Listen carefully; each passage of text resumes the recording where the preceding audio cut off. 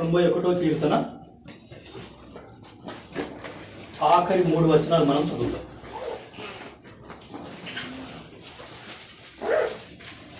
ఆరాధన కొరకు ఆరాధనలో ప్రవేశింపక మునుపు 91వ కీర్తన మరి సార్వత్రిక సంఘానికి దేవుడిచ్చిన వాగ్దానంలో మొదటి వాగ్దానం మనం చదువుతున్నాం. 91వ కీర్తన ఆఖరి 3 వచనాలు అందరం కలిసి చదువుతాం. బైబిల్ తెరవండి, బైబిల్ చూడండి, అందరూ కలిసి మాతో పాటు కూడా చదవండి. 91 91వ కీర్తన 14, 15, 16 వచనాలు అందరం కలిసి. అతడు నన్ను ప్రేమించుచున్నాడు కనుక నేను అతని తప్పించెదను, అతడు నా నామము ఎరిగిన వాడు కనుక నేను అతని గణపరిచెదను, అతడు నాకు మొరపెట్టగా నేను అతనికి ఉత్తరమిచ్చెదను, శ్రమలో నేను అతనికి తోడై ఉండెదను, అతని విడిపించి అతని గొప్ప చేసేదను, దీర్ఘాయువు చేత అతనిని తృప్తిపరచెదను, నా రక్షణ అతనికి చూపించెదను. చిన్న ప్రార్థన చేస్తాం. ప్రేమగల మా పరలోకపు తండ్రి, యేసుక్రీస్తు ప్రభుల వారి నామమున మీరు మాకు అనుగ్రహించిన శ్రేష్టమైన ధన్యకరమైన సమయంకై మిమ్మల్ని స్తుతిస్తున్నాం ప్రభా. మరి యొక్క 2021 సంవత్సరము ప్రభా, మరి మొదటి నెల ఈ యొక్క 3వ ఆదివారం మాకు ఇచ్చినందుకు మిమ్మల్ని స్తుతిస్తున్నాం, ఆరాధిస్తున్నాం, గణపరుస్తున్నాం. పరలోకపు తండ్రి, మా జీవితాల్లో మీరు చేస్తున్న మేలన్నిటికై స్తోత్రాలు. ఎంతో గొప్ప రక్షణ మీ కుమారుణ్ణి అర్పించుట ద్వారా, ఆ కుమారుని యొక్క మరణ, భూస్థాపన, పునరుత్థానముల యందు సామాన్యమైన విశ్వాసం ఉంచట ద్వారా మాకు అనుగ్రహించిన రక్షణకై మిమ్మల్ని స్తుతిస్తున్నాం. పరలోకపు తండ్రి, మీ ప్రజలుగా మమ్మల్ని మీ మందిరానికి తీసుకొని వచ్చినందుకు స్తోత్రములు. ఆరాధన కొరకు మమ్మల్ని సిద్ధపరచవలసిందిగా కోరుతూ వస్తున్నాం. పరలోకపు తండ్రి, మరి యథార్థంగా ఆత్మతోనూ సత్యంతోనూ మీకు ఇంపైన ఆరాధన మేము అర్పించేలాగున మా హృదయాలు మీరు సిద్ధపరచవలసిందిగా కోరుతూ, అంధకార చీకటి శక్తులన్నింటినీ విశ్వాసంతో యేసునామమున గద్దిస్తున్నాం, బంధిస్తున్నాం. ప్రభావ, మీరు లేకుండా మేమేమీ చేయలేమని యథార్థంగా ఒప్పుకుంటున్నాం. మమ్మల్ని అందరినీ మీ దయగల హస్తాలకు అప్పచెప్తూ మా కొరకు ఈ సమయాన్ని దీవెనకరంగా, ఆశీర్వాదకరంగా చేయవలసిందిగా కోరుతూ యేసునామమున ప్రార్థించాడు వేడుకొంచున్నాం తండ్రి, ఆమేన్.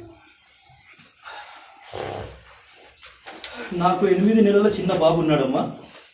సో ఆ చిన్న బాబుని మేమేం చేస్తామంటే హాల్లో అట్లా వదిలేస్తాం. ఆ హాల్లో వదిలేస్తే వాడు ఏం చేస్తాడు, మోకాళ్ళ మీద నడుచుకుంటూ డస్ట్బిన్ దగ్గరికి పోతాడు. డస్ట్బిన్ దగ్గరికి పోయి ఆ డస్ట్బిన్ కింద పడేస్తాడు. ఆ డస్ట్బిన్లో ఏది ఉంటే అది ఏం చేస్తారు, పిల్లలు ఏం చేస్తారు, ఏదైనా సరే నోట్లోకే పోతారు. సో కాబట్టి తల్లిదండ్రులుగా మా దృష్టి ఎవరి మీద ఉంటుంది చెప్పండి? పిల్లల మీదనే ఉంటుంది కదా. సో ఎందుకు ఉంటుంది పిల్లల మీద అంటే వాళ్ళు అట్లా చేస్తారు కాబట్టి. సో మరి ఈ లోకమైన తల్లిదండ్రుల దృష్టి మరి పిల్లల మీద ఉన్నప్పుడు 11, 12 ద్వితీయోపదేశ కాండము 11వ అధ్యాయము 12వ వచనం. ద్వితీయోపదేశ కాండము 11వ అధ్యాయము 12వ వచనం మనందరికీ బాగా తెలుసు. అది ఆకాశ వర్ష జలము త్రాగును, అది నీ దేవుడైన యెహోవా లక్ష్యపెట్టు దేశము, నీ దేవుడైన యెహోవా కన్నులు సంవత్సరాది మొదలుకొని సంవత్సరాంతము వరకు ఎల్లప్పుడూ దాని మీద ఉండును. సో కాబట్టి సంవత్సరాది మొదలుకొని సంవత్సరాంతం వరకు ఈ బైబిల్ దేవుని యొక్క కన్నులు ఎవరి మీద ఉన్నాయేమో? మన మీదనే ఉన్నాయి. సో కాబట్టి మరి చిన్న పిల్లలు ఏం చేస్తారంటే, సో తల్లిదండ్రుల కన్ను వాళ్ళ పైన లేకపోతే చెత్త అంతా లోపలికి పోతుంది అనమాట. సో అదే విధంగా యేసుక్రీస్తు ప్రభుల వారి యొక్క కన్నులన్నీ సంవత్సరాది నుండి సంవత్సరాంతం వరకు. సో మనం ఏం చేస్తామంటే ఈ లోకంలో ఉన్న చెత్త అంతా మన హృదయంలో నింపుకుంటాం అనమాట. అది మనతో వచ్చిన సమస్య ఏంటంటే ఈ లోకంలో ఉన్న చెత్త అంతా మన హృదయంలోనే నింపుకుంటాం. అందుకే దేవుని యొక్క కన్నులన్నీ మనపైనే ఉన్నాయి. సంవత్సరాది మొదలుకొని సంవత్సరాంతం వరకు, కేవలం పోయిన సంవత్సరం అని కాదు, అంతకుముందు పోయిన సంవత్సరం కాదు, ఈ సంవత్సరం కూడా ఈ వాగ్దానం వర్తిస్తుంది. కాబట్టి ఈ సంవత్సరం కూడా ఈ బైబిల్ దేవుని యొక్క కన్నులు ఎంతసేపు మనపైనే ఉన్నాయి. మనల్ని కాపాడాలి, మనల్ని రక్షించాలి. ఈ లోకంలో ఉన్న చెత్తని మన హృదయంలో నింపుకోవద్దు. ఈ లోకంలో ఉన్న చెత్త దగ్గరికి మనం అసలు వెళ్ళొద్దు అని ఈ దేవుని యొక్క కన్నులు ఎవరిపైన ఉన్నాయి? కేవలం మనపైనే ఉన్నాయి. సో 91వ కీర్తన మనం చూస్తే ఏమన్నా ఈ యొక్క కీర్తన భద్రతకు సంబంధించిన కీర్తన అని మనము చూసుకున్నాం ఇంతకు ముందే.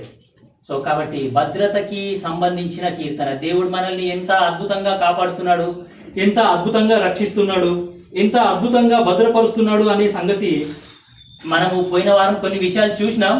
సో ఈ వారం కూడా ఇంకా కొన్ని విషయాలు చూస్తాం. 52వ కీర్తన యొక్క టైటిల్ చదవండి, ఏముందో 52వ కీర్తన యొక్క హెడ్డింగ్ చదవండి. 52వ కీర్తన యొక్క శీర్షిక చదువుతారా ఎవరైనా? గట్టిగా చదువమ్మా. ప్రధాన గాయకునికి ఎదోమీయుడైన దోయేగు సౌలు నొద్దకు వచ్చి దావీదు అహిమేలెకు ఇంటికి వచ్చి ఉన్నాడని అతనితో చెప్పినప్పుడు దావీదు రచించిన దైవ ధ్యానము. సో కాబట్టి ఎదోమీయుడైన దోయేగు సౌలు నొద్దకు వచ్చి. సో దావీదు దాగి ఉన్న చోటు నాకు తెలిసింది. నువ్వు దావీదును సంపాలని చూస్తున్నావు కదా, నీ శత్రువు నా దగ్గరికి వచ్చినాడు, వాడు దాగి ఉన్న స్థలం నాకు తెలుసు, నువ్వు నా దగ్గరికి రా. నువ్వు నా దగ్గరికి వస్తే, నేను చెప్పిన చోటికి వస్తే నీకెవరు దొరుకుతారు? నీ శత్రువు దొరుకుతాడు. ఆయన నిజానికి శత్రువా? కాదు, అల్లుడు. ఆయన సొంత కూతుర్ని ఆయనకిచ్చి పెళ్లి చేసినాడు.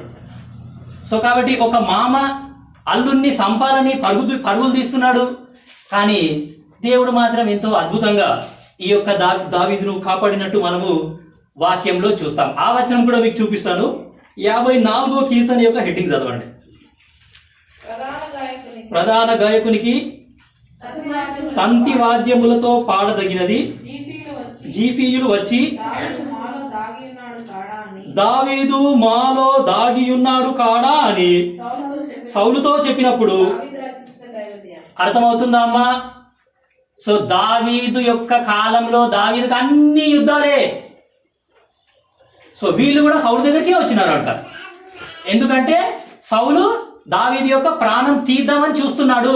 దావీదును చంపాలి, ఎట్లయినా సరే వాణ్ణి చంపాలి.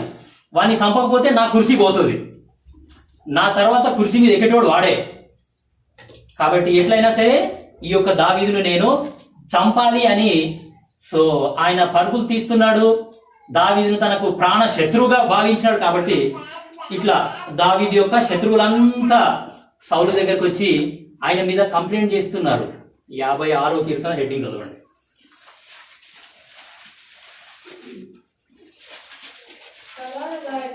ప్రధాన గాయకునికి యోనతెలేం రెహోకీం అనురాగము మీద పాడదగినది. ఫిలిస్తీయులు దావీదును గాతులో పట్టుకొనినప్పుడు అతడు రచించినది. సో కాబట్టి మరి ఎదోమీయులు గాని, అట్లనే జోఫీరీయులు గాని, ఫిలిస్తీయులు గాని, సౌలు గాని, ఎవరైనా సరే దావీదుకు ఎంతమంది శత్రువులున్నా, సో కాబట్టి ఇక్కడ ఫిలిస్తీన్లకు 56వ కీర్తన దగ్గరకు వచ్చేసరికి దావీదు ఫిలిస్తీన్లకు దొరికినాడంట. మొత్తానికి దావీదుని ఫిలిస్తీన్లు పట్టుకున్నారు. ఫిలిస్తీన్ అంటే ఎవరో తెలుసా? ఫిలిస్తీన్ అంటే గొలియాత్ అనమాట. సో గుమా గుమా కే మారా, గుమా గుమా కే మారా, గుమా గుమా కే మారా, గుమా గుమా కే మారా, दाऊद ने गोलियत को एक ही बार से मारा. తెలుసా మీకు ఫిలిస్తీన్లు అంటే? సౌలును చంపిన తర్వాత కూడా దావీదు ఫిలిస్తీన్లకు దొరికినాడంట. సో దొరికిన తర్వాత దేవుడు అతనికి ఎంత అద్భుతమైన భద్రత అనుగ్రహిస్తున్నాడో 56:9 56వ కీర్తన 9వ వచనం. నేను మొరపెట్టు దినమున నా శత్రువులు వెనుకకు తిరుగుదురు. దేవుడు నా పక్షంలో ఉన్నాడని నాకు తెలియదు. సో కాబట్టి గొలియాతును చంపిన తరువాత కూడా దావీదు ఫిలిస్తీయులకు దొరికినప్పుడు దావీదుని దేవుడు రక్షించినాడని మనము వాక్యంలో చూస్తున్నాం. 11వ వచనం 56:11. నేను దేవుని యందు నమ్మిక ఉంచి ఉన్నాను, నేను భయపడును, నరులు నన్నేమి చేయగలరు. ఫిలిస్తీయులకు దావీదు దొరికినప్పటికీ కూడా దావీదు మాత్రం ఏమాత్రం కూడా భయపడట్లేదు, ఎంతో ధైర్యంగా నిలబడ్డాడు. నేను దేవుని యందు నమ్మిక ఉంచినాను, నరులు నన్నేమి చేయగలరు. నా 10వ వచనం సారీ 12. నీవు మరణములో నుండి నా ప్రాణమును తప్పించి ఉన్నావు.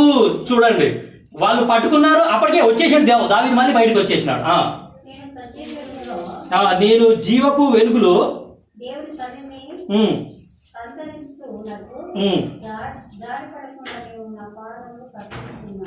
సో కాబట్టి జీవపు వెలుగులోనికి ఈ యొక్క దేవుడు దావీదుని శత్రువుల చేతిలో నుండి, మరి ఫిలిస్తీయులను ఓడించిన తర్వాత కూడా శత్రువుల చేతిలో నుండి ఈ దేవుడు ఏం చేసినాడంటే బయటికి లాగేసినాడంట సో దావీదుని. సో కాబట్టి దావీదు కాలంలో దావీదుకి ఎంతో మంది శత్రువులు ఉన్నారు. ఇప్పుడు మొదటి సమూయేలుకు రండి. మొదటి సమూయేలు 23:14.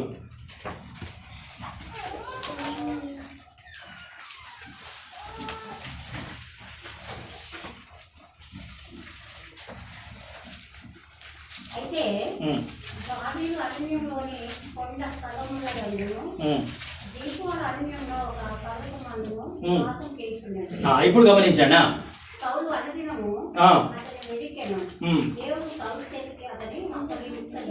సో దేవుడు సౌలు చేతికి అతనిని అప్పగించలేదు. సో కాబట్టి సౌలు కూడా వెతుకుతూ ఉన్నాడు. సో దావీదుని చంపాలని సౌలు వెతుకుతూ ఉన్నప్పటికీ కూడా దేవుడు ఏం చేసినాడంట, సౌలు చేతిలో నుండి కూడా తప్పిస్తూ వచ్చినాడని మనము వాక్యంలో చదువుతున్నాము. సో కాబట్టి ఈ యొక్క బైబిల్ దేవుడు ఏం చేసేవాడంటే మనందరినీ కాపాడేవాడు, మనందరినీ రక్షించేవాడు అని మనము బైబిల్లో చదువుతున్నాం. సో కాబట్టి కేవలం దావీదును మాత్రమే ఆయన శత్రువుల చేతిలో నుండి విడిపించడం కాదు కానీ, సో కాబట్టి మనందరికీ శత్రువు కూడా ఉన్నాడు కదా.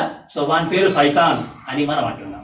సో అపవాది అని మనము అంటున్నాం. సో కాబట్టి ఆ యొక్క శత్రువు యొక్క చేతిలో నుండి కూడా ఈ యొక్క దేవుడు ఏం చేసినాడంటే సో మనందరినీ విడిపించినాడు అనమాట.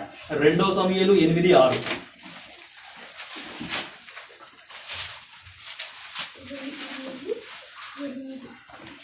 2 సమూయేలు 8:6 దమస్కు వశముననున్న సిరియా దేశమందు దండును ఉంచగా సిరియానులు దావీదునకు దాసులై కప్పము చదివించుచుండిరి. ఇప్పుడు గమనించండి, దావీదు ఎక్కడికి పోయినను యెహోవా అతనిని కాపాడుచుండెను. సో దావీదు జోఫీరీల దగ్గరికి వెళ్ళనివ్వండి, ఫిలిస్తీన్ల దగ్గరికి వెళ్ళనివ్వండి, సౌలు ఇంటి దగ్గరికి వెళ్ళనివ్వండి, ఎక్కడికి వెళ్ళినా సరే సో ఈ బైబిల్ దేవుడు దావీదును కాపాడినాడు అని మనం బైబిల్లో చూస్తున్నాం. 14వ వచనం ఇక్కడే 2 సమూయేలు 8:14.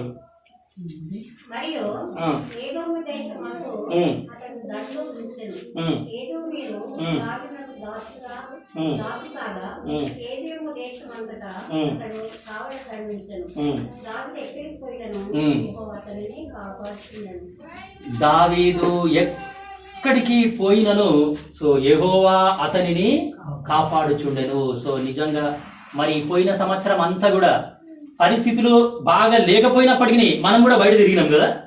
బయట తిరగకుండా నాయన అంటే కూడా తిరిగినాం కదా మనం. సో కాబట్టి మనం ఈ వాగ్దానం మనకు కూడా వర్తిస్తుంది.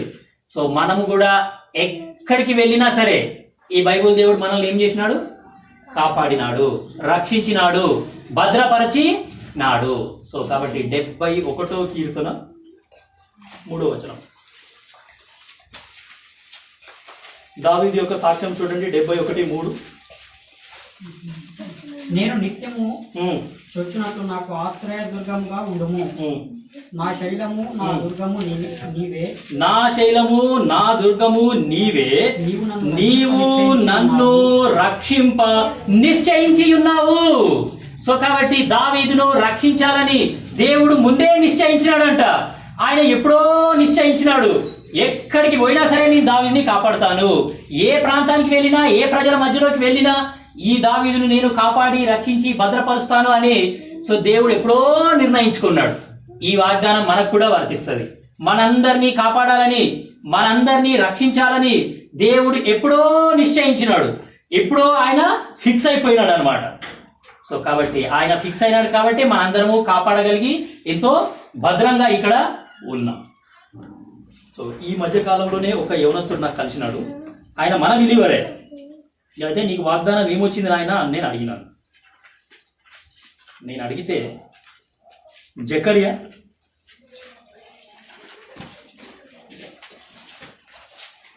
ఈ మధ్య కాలంలోనే ఒక యవనస్తుడు నాకు కలిసినాడమ్మా, మన బిలీవరే.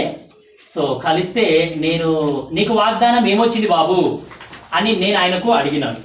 అడిగితే జకరియా 2వ అధ్యాయము 5వ వచనం ఆయనకు ఇచ్చిన వాగ్దానం. గమనించండి, జాగ్రత్తగా వినండి. నేను దాని చుట్టూ అగ్ని ప్రాకారముగా ఉందును, నేను దాని మధ్యను నివాసినై మహిమకు కారణముగా ఉందును. ఇదే యెహోవా వాక్కు. నేను దాని చుట్టూ అగ్ని ప్రాకారంగా ఉందును అని వాగ్దానం ఆ యొక్క యవనస్తునికి దేవుడు ఇచ్చినాడు. సో కాబట్టి మన చుట్టూ ఈ దేవుడు ఎట్లున్నాడంట? అగ్ని ప్రాకారంగా ఉన్నాడు. సో కాబట్టి మనం ఎటు పోయినా సరే ఆ అగ్ని మనతో పాటు నడుస్తూనే ఉంది. ఆ అగ్ని ద్వారా మనకు ఎలాంటి హాని కలగట్లేదు, కానీ ఆ అగ్ని దగ్గరికి ఎవరైనా వస్తే వాళ్ళకి హాని కలుగుతుంది. సో కాబట్టి ఈ దేవుడు ఎలా ఉన్నాడంట? మన చుట్టూ అగ్ని ప్రాకారంగా ఉన్నాడు. అందుకే మనకు ఎలాంటి హాని కలగలేదు, అందుకే మనకు ఎలాంటి బాధ ఎలాంటి నొప్పి కూడా కలగలేదు, అందుకే మనందరము క్షేమంగా ఉన్నాము. సో కాబట్టి నేను దాని చుట్టూ అగ్ని ప్రాకారంగా ఉందును. ఒక యవనస్తురాలు ఏం చేస్తుందంటే కాలేజీకి వెళ్తున్నది. ఒక యవనస్తురాలు కాలేజీకి వెళ్తుందమ్మా. సో ఇది మద్రాస్ అనే సిటీలో నిజంగా జరిగింది. ఆ యవనస్తురాలు కాలేజీకి వెళ్తుంది. గేట్ లోపలికి ఎంటర్ అయ్యేసరికి ఒక వ్యాన్ లో కొద్దిమంది పోటీ యవనస్తులు వచ్చిండ్రు అనమాట. వచ్చేసి ఆ అమ్మాయి చేయబట్టుకొని ఆ అమ్మాయిని ఆ బండి లోపలికి లాగినారు. లాగేసుకొని బండి వేసుకున్నారు. సో బండి వేసుకున్నారు, ఆ అమ్మాయి బలాత్కారం చేస్తున్నారు. లోపల ఆ అమ్మాయి అరుస్తుంది. సో ఆ యొక్క అరుపులకి కేకలకి ఎవరూ కాపాడడానికి రాలేదు. సో ఆ అమ్మాయికి వచ్చిన వాగ్దానం ఆమె గుర్తు చేసుకుంది. హెబ్రీ 13:5. ఆమె ఆ యొక్క బండిలో నుంచే ప్రభువా నువ్వు నన్ను కాపాడుతాను, నువ్వు నిత్యము నాకు తోడుగానే ఉంటాను అని వాగ్దానం చేసినావు, నన్ను విడువను, నన్ను ఎడబాయను అని వాగ్దానం చేసినావు, కాబట్టి ఇప్పుడు నువ్వే నన్ను కాపాడు ప్రభువా అని ఆమె గట్టిగా ఏం చేసిందంటే ప్రార్థన చేసుకుంది. అక్కడ జరిగిన ఆశ్చర్యమైన సంగతి ఏంటి అంటే, సో ఆ బండి డ్రైవర్ దాన్ని తొక్కుతున్నాడు, కానీ ఆ బండి ముందుకు వెళ్ళట్లేదు అంట. ఎంత తొక్కినా సరే ఆ బండి ముందుకు వెళ్ళట్లేదు. సో కాబట్టి ఆ యవనస్తులు ఏం చేసినారంటే, బండి కదలట్లేదు కాబట్టి ఆ బండిని ఆ అమ్మాయిని అక్కడే వదిలేసి వాళ్ళు పారిపోయినారు. సో కాబట్టి ఇప్పుడు ఆ అమ్మాయిని దేవుడు కాపాడినాడా లేదా? ఆ అమ్మాయికి దేవుడు ఇచ్చిన వాగ్దానం నెరవేర్చినాడా లేదా? సో కాబట్టి అది దేవుని యొక్క భద్రత అనేది సో ఎంత అద్భుతంగా ఉంటుందంటే, మన చుట్టూ అగ్ని ప్రాకారముగా ఈ దేవుడు ఉన్నాడు కాబట్టి మనకు ఎలాంటి హాని కూడా కలగట్లేదు, మనందరము ఎంతో క్షేమంగా ఉన్నాం. ఇంకొక ఉదాహరణ కూడా నేను మీకు ముందే చెప్పినాను కదా. 91వ కీర్తన 11వ వచనం. 91వ కీర్తనలో మనం ఉన్నాము. సార్వత్రిక సంఘ వాగ్దానానికి ఇచ్చిన వాగ్దానాన్ని మనం చూస్తున్నాము. సో 91వ కీర్తన 11వ వచనం. నీ మార్గములన్నిటిలో నిన్ను కాపాడుటకు ఆయన నిన్ను గూర్చి తన దూతలను ఆజ్ఞాపించును. సో ఇంకో యవనస్తురాలకి ఒకరోజు ఆమె కాలేజీకి వెళ్ళలేదు. కాలేజీకి వెళ్ళకపోతే ఆ రోజు మరి కాలేజీలో ఏమి లెసన్స్ చెప్పినారు, ఏమి హోంవర్క్ ఇచ్చినారు, ఏమి అసైన్మెంట్స్ ఇచ్చినారు, సో తెలుసుకుందామని సాయంత్రం పూట వాళ్ళ ఫ్రెండ్ ఇంటికి పోయింది ఆమె. సాయంత్రం పూట వాళ్ళ ఫ్రెండ్ ఇంటికి వెళ్ళేసరికి ఆ ఫ్రెండ్ ఏమో మంచిగా నోట్స్ అన్ని చూపిస్తుంది, ఆమెనేమో నోట్స్ అంతా మంచిగా రాసుకుంటుంది. సో రాసుకొని సరికి టైం చాలా ఎక్కువ అయిపోయింది. ఆడికే టైం రాత్రి 11 అయింది, 11-11:30 అయింది. సో టైం చాలా ఎక్కువ అయిపోయిందని ఆ పిల్ల ఆ వర్క్ కంప్లీట్ చేసుకొని పరిగెత్తుకుంటూ ఇంటికి వస్తుంది. దాని మీద నడుచుకుంటూ వస్తుంటే ఆమెకు ఒక లావుగా ఉన్న వ్యక్తి, ఫుల్ ఎంటికలన్నీ పెరిగిపోయినాయి, గడ్డమంతా పెరిగిపోయింది, చాలా లావుగా నల్లగా బండగా రౌడీలాగా ఉన్నాడు. సో వాడు ఎదురొస్తున్నాడు. ఈమెకేమో భయం అవుతుంది. అట్లా వస్తున్నప్పుడు ఈ వ్యక్తి ఎదురుగా వెళ్ళిపోయినాడు. ఆ అమ్మాయిని ఏమీ చేయకుండా ఆ అమ్మాయిని దాటిపోయినాడు. ఈ అమ్మాయి కూడా ఎంతో క్షేమంగా దాటిపోయి ఇంటికి వచ్చేసింది. ఇంటికి వచ్చేసిన తర్వాత మరుసటి ఉదయం ఆ యవనస్తురాలు ఏం చేస్తుందంటే న్యూస్ పేపర్ చదువుతుంది. ఎవరు? క్షేమంగా ఇంటికి వచ్చిన యవనస్తురాలు న్యూస్ పేపర్ చదువుతుందమ్మా. న్యూస్ పేపర్ చదువుతుంటే ఆ న్యూస్ పేపర్లో ఏమని న్యూస్ వచ్చిందంటే, ఈ అమ్మాయి ఏ దారిలో నుంచి అయితే నిన్న బయలుదేరి వచ్చిందో అదే దారిలో వేరే ఒక అమ్మాయి మర్డర్ చేయబడ్డదంట. వేరే ఒక అమ్మాయి మర్డర్ చేయబడింది, బలాత్కారం చేయబడింది, ఆమె చంపబడింది అని న్యూస్ పేపర్లో వచ్చింది. సో న్యూస్ పేపర్లో వచ్చేసరికి ఈ అమ్మాయి న్యూస్ పేపర్ పట్టుకొని పోలీస్ స్టేషన్కి పోయింది.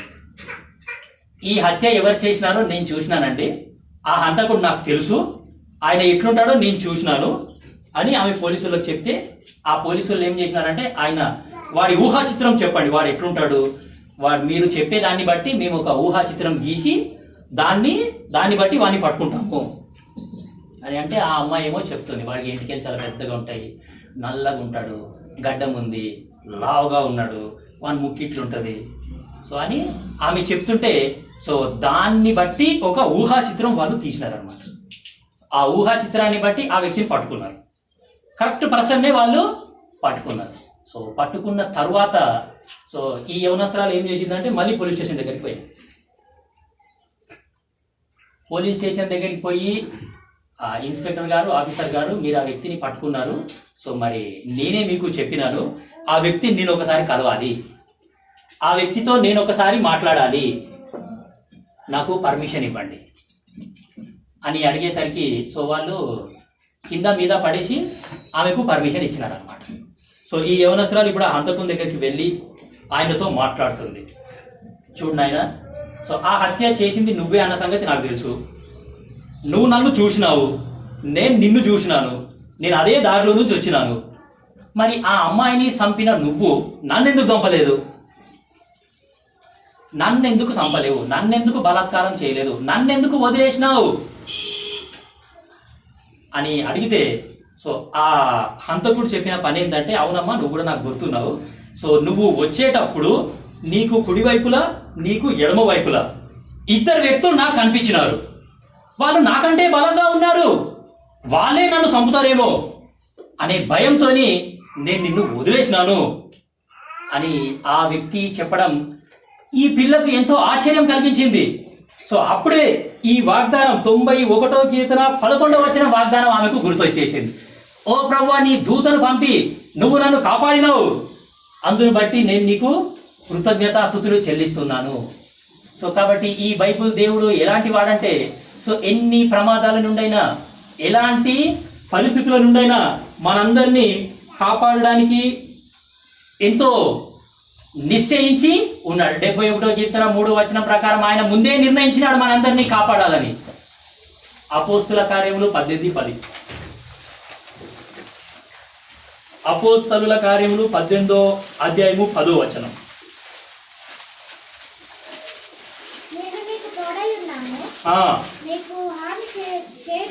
నీకు హాని చేయుటకు నీ మీదికి ఎవ్వడు రాడు.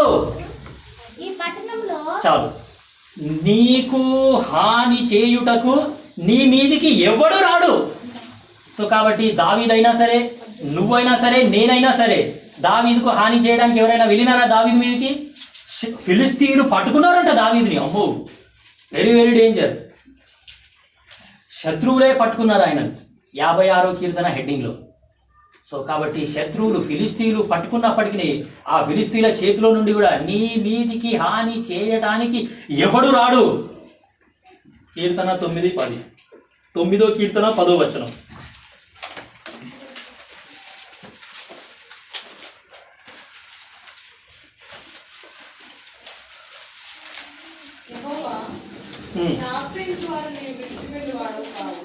యెహోవా నిన్ను ఆశ్రయించు వారిని నీవు విడిచిపెట్టువాడవు కావు. సో కాబట్టి నిన్ను ఆశ్రయించిన వారిని నీవు విడిచిపెట్టువాడవు కావు. లోకంలో ఉన్న వ్యక్తులు ఎవరైనా మనల్ని విడిచిపెడతారేమో కానీ, సో ఈ దేవుడు మాత్రం ఎప్పటికీ కూడా మనల్ని విడిచిపెట్టడు. నిన్ను ఆశ్రయించిన వారిని నీవు విడిచిపెట్టువాడవు కావు. కాబట్టి దావీదు దేవుణ్ణి ఆశ్రయించినాడు కాబట్టి ఆయన ఎక్కడికి వెళ్ళినా సరే దేవుడు ఆయనను కాపాడుతూనే వచ్చినాడు. సో మనం కూడా ఈ దేవుని యందు ఆశ్రయించితే, ఈ దేవుణ్ణి మనం ఆశ్రయిస్తే మనం కూడా ఎక్కడికి వెళ్ళినా కాపాడబడతాం. సో నిన్నటి దినాన నేను అంటే మామూలుగా ఆఫీస్ చేసుకొని వస్తున్నాను. సో ఒక కారు వెళ్తుంది నా ముందు నుంచి ఒక కారు వెళ్తుందమ్మా. ఆ కారు వెనకాల కిటికీ మీద ఒక వచనం రాసినారు, బైబిల్ వచనం 37వ కీర్తన 28వ వచనం. నేను బస్సులో నుండి చూసినాను. ఆ కారు వెనకాల కిటికీకి చాలా మంచి వచనం రాసినారు. ఆ వచనం నాకు చాలా బాగా నచ్చింది. 37వ కీర్తన 28వ వచనం. 37లో 28 లేవా?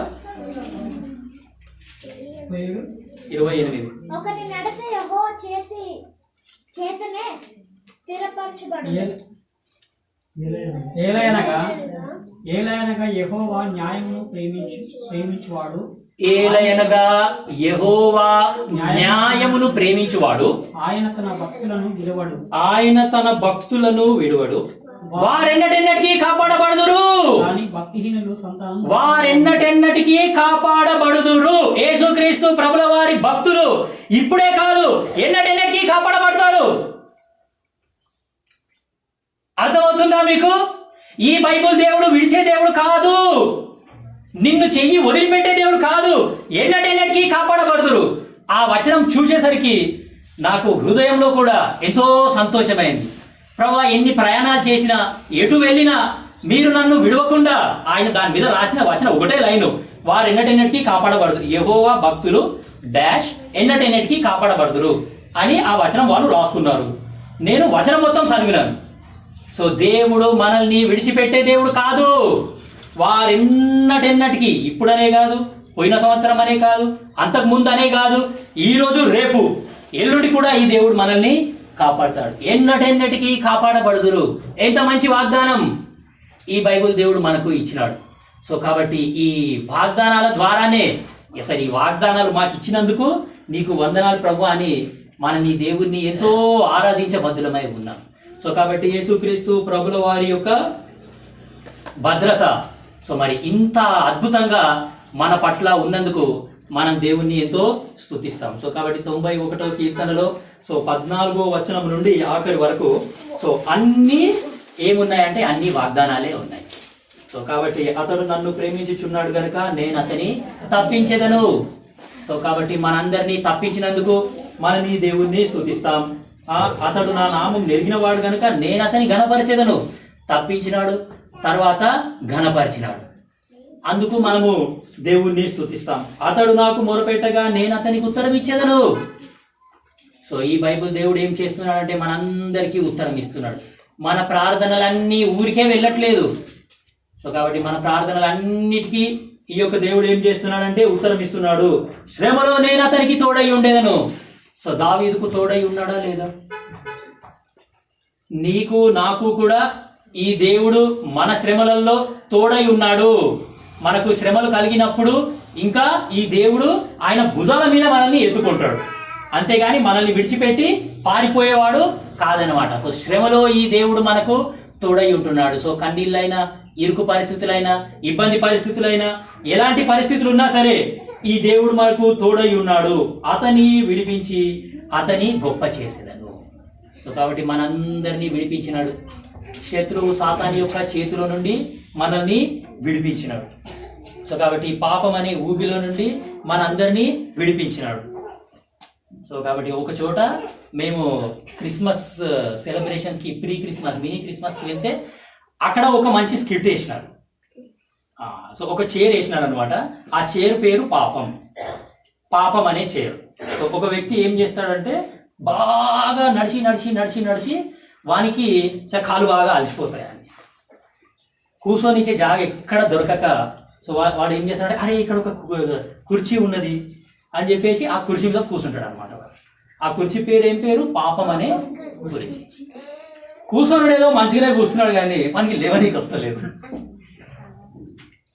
ఎంత లేద్దామని ప్రయత్నించినా వాడు అసలు లేవడమే లేదు.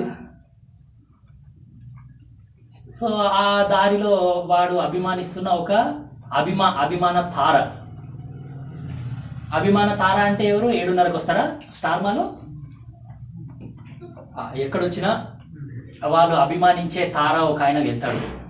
ఒరే నాయన నిన్ని ఫ్యాన్ రా బాబు, ఈ కుర్చీలో కూర్చున్నాను, అతుకపోయినాను, నన్ను దయచేసి ఇందులో నుంచి విడిపించు, ఇందులో నుంచి నన్ను పైకి లేపు, ఈ పాపమని కుర్చీలో నుండి నేను అసలు లేవలేకపోతున్నా, దయచేసి ఇందులో నుంచి నన్ను లేపు అని అంటే ఎంతో ప్రయత్నం చేస్తాడు ఆయన. అరే నా అభిమాని ఇట్లా ఇరుక్కపోయినాడు, నన్ను అభిమానిస్తున్నాడు, నేనేం చెయ్యాలి అని ఆయన ప్రయత్నం చేస్తాడు, కానీ వాళ్ళ ప్రయత్నాలన్నీ వేస్ట్ అయిపోతాయి. దాని తర్వాత ఆయనకు సంబంధించిన ఒక డాక్టర్ వస్తాడు. డాక్టర్ వస్తే ఆ డాక్టర్ కూడా, అయ్యో డాక్టర్, ఫ్యామిలీ డాక్టర్, నువ్వు మంచి డాక్టర్వి, నువ్వు చాలా మంచిగా నాకు మస్తు సహాయం చేసినావు, మా ఫ్యామిలీ డాక్టర్, నన్ను ఇందులో నుంచి లేపు, నీ దగ్గర ఏదైనా మందు ఉందా, నీ దగ్గర ఏదైనా ఇంజెక్షన్ ఉందా, నన్ను ఇందులో నుంచి లేపేది, ఈ పాపం అనే చైర్లో నేను ఇరుక్కపోయినాను, ఈయన్నే సస్తున్నాను, ఇందులో నుంచి లేవలేకపోతున్నా. కాబట్టి వాడి వల్ల కూడా కాలేదు. దాని తర్వాత ఒక తాగుబోతాడు వస్తాడు, మంచిగా తాగుకుంటా ఊగుకుంటా బాటిల్ చేతిలో పట్టుకొని తాగుకుంటా ఊగుకుంటా వస్తాడు. సో వాడు కూడా తాగుట్లనే అందరికంటే మించిన శక్తి ఉంది, ఈ కృషులకి లేకొచ్చిన వారాపైన వాడు కూడా ఊగుకుంటా సొలుక్కుంటా లేపుదామని ప్రయత్నిస్తాడు, కానీ వాడు పడిపోతాడు, వన్ బాటిల్ అయిపోతుంది, వన్ బాటిల్ పేలిపోతుంది. అరే అమ్మ, నీ దగ్గరికి వచ్చి నా బాటిల్ కూడా కట్టుకున్నా కదా రాబాయ్ నేను. వస్తేనా? కాబట్టి ఆ యొక్క పాపం అనే కుర్చీలో నుండి ఆ వ్యక్తిని లేపిన వాడు ఎవ్వడు కూడా లేడు. సో లాస్ట్కి వచ్చేసరికి ఒక పాస్టర్ పోతుంటాడు అనమాట అదే దారిలో నుంచి. ఆయన బైబిల్ పట్టుకొని పోతున్నాడు. సో బైబిల్ పట్టుకొని పోతే మరి ఈ వ్యక్తి మరి అందరినీ అడిగినట్టే ఈయనను కూడా అడిగినాడు, వానికి విడుదల కావాలి, ఎవరు విడుదల చేస్తే ఏముంది. కాబట్టి ఆ పాస్టర్ గారికి అడిగితే, మరి చూడు నాయన, ఈ పాపం అనేది ఎంతో ఘోరమైనది, మనం ఒక్కసారి అందులో పడ్డామంటే అందులో నుంచి మనం ఎవడూ లేపలేడు, ఎంత పెద్ద పుడింగ్ అయినా సరే మనల్ని లేపలేడు, కేవలం యేసునామం. నువ్వు యేసునామంలో లేవు, నువ్వు లేస్తావో లేవో చూస్తా నేను. సో కాబట్టి యేసుక్రీస్తు ప్రభుల వారి నామమున, ప్రభువా నన్ను లేపు, ఈ చేతిలో నుంచి నన్ను లేపు అంటే సో వెంటనే వాడు దిగ్గున లేస్తాడు. సో కాబట్టి ఎందుకు అంటే ఈ సెకండ్ లాస్ట్ వచనం చదివినాం కదా, 91:15, అతని విడిపించి అతని గొప్ప చేసేదను. సో పాపం అనే ఊబిలో నుండి, జిగట గల దొంగ ఊబిలో నుండి ఈ దేవుడు మనల్ని పైకి లేపినాడు. సో ఎవ్వరి వల్ల కూడా కాలేదు, కేవలం యేసుక్రీస్తు ప్రభుల వారి వల్లనే మనకు పాపము నుండి విముక్తి అనేది దొరికింది. సో కాబట్టి ఈ బైబుల్ దేవుడు మనల్ని విడిపించిన దేవుడు, మనల్ని కాపాడిన దేవుడు, మనల్ని రక్షించిన దేవుడు, మనల్ని సంరక్షించిన దేవుడు. సో కాబట్టి ఎప్పటికైనా సరే మనల్ని కాపాడేది కూడా ఈ దేవుడే, ఎప్పటికైనా సరే ఎన్నటెన్నటికీ వారు కాపాడబడుదురు అనే వాగ్దానం కూడా మనకు ఉన్నది. సో కాబట్టి ఈ యొక్క వాగ్దానాలను బట్టి, ఈ యొక్క మాటలను బట్టి, ఈ కొన్ని మాటలను బట్టి మనం ఇప్పుడు దేవుణ్ణి ఆరాధన చేస్తాం. సో మనం ఆరాధనలో ప్రవేశిస్తాం. ఒక్క నిమిషం చేయాలి. ఆరాధన టైంలో ప్రార్థన చేయొద్దు. ప్రార్థన చెయ్యాలి అనుకుంటే మీ మనసులో చేసుకోండి. అడుక్కుంటున్నాను, వేడుకుంటున్నాను, దీవించమని అంటున్న ప్రభువా, వద్దు. ఇప్పుడు ప్రార్థన చేసే టైం కాదు, ఆరాధన చేసే టైం అన్నమాట. ప్రభువా, పోయిన సంవత్సరం అంతా నువ్వు నన్ను కాపాడినావు, ఎంతో భయంకరమైన పరిస్థితుల మధ్యలో నుండి నువ్వు నన్ను కాపాడినావు, అపాయం నా దగ్గరికి రాలేదు, నా చుట్టూ అగ్ని ప్రాకారంగా ఉన్నావు, సో నీకు వందనాలు అని ఆరాధన చేయండి. ఒక్కటే నిమిషం చేయాలి. 1 నిమిషం కంటే ఎక్కువ ఎవరు చేయొద్దు. ఇతరుల సమయాన్ని ఎవరు దొంగిలించరు. ప్రేమగల నా పరలోకపు తండ్రి, యేసుక్రీస్తు ప్రభుల వారి నామమున మిమ్మల్ని స్తుతించి ఆరాధించి గణపరుస్తున్నాను. ప్రభువా, మీ వాక్యం ఇచ్చినారు, ఎటు పోయినా ఎటు చూసినా నాకైతే మీ వాక్యమే కనిపిస్తుంది. ప్రభువా, ఈ వాక్యం చేత మీరు నన్ను ఎంతో ఆదరిస్తున్నారు, ఎంతో ధైర్యాన్ని అనుగ్రహిస్తున్నారు, నా భయాలన్నీ తొలగిస్తున్నారు. తన భక్తులను ఎడబాయడు, వారెన్నటెన్నటికీ కాపాడబడుదురు. ప్రభువా, నా జీవితంలో కూడా ఎన్నో ప్రయాణాలు నేను చేసినాను, రాష్ట్రాలు దాటిపోయినాను, జిల్లాలు దాటిపోయినాను, బస్సుల ప్రయాణాలు, ట్రైన్ల ప్రయాణాలు, అన్ని ప్రయాణాలలో ఎంతో అద్భుతమైన విధంగా మీరు నన్ను కాపాడి రక్షించి భద్రపరిచినారు. అందరూ బట్టి స్తోత్రం.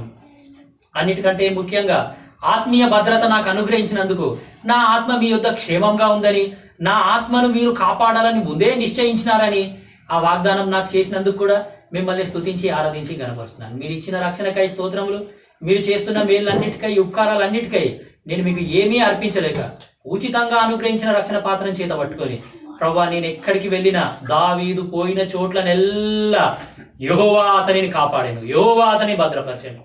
ప్రభా ఎంతో అద్భుతమైన విధానంగా ప్రభా మరి మీరు మాట్లాడి రక్షించి భద్రపరిచినందుకు మిమ్మల్ని స్తుతించి ఆరాధించి గణపరుస్తూ చేసిన వీళ్ళన్నిటికై నేను మీకు ఏమీ అర్పించలేక ఉచితంగా ఇచ్చిన రక్షణ పాత్రను చేత పట్టుకొని ఈ నా కొద్ది స్తుతి ఆరాధన యేసు నామమున మీకే సమర్పిస్తున్నాను తండ్రి. ఆమేన్.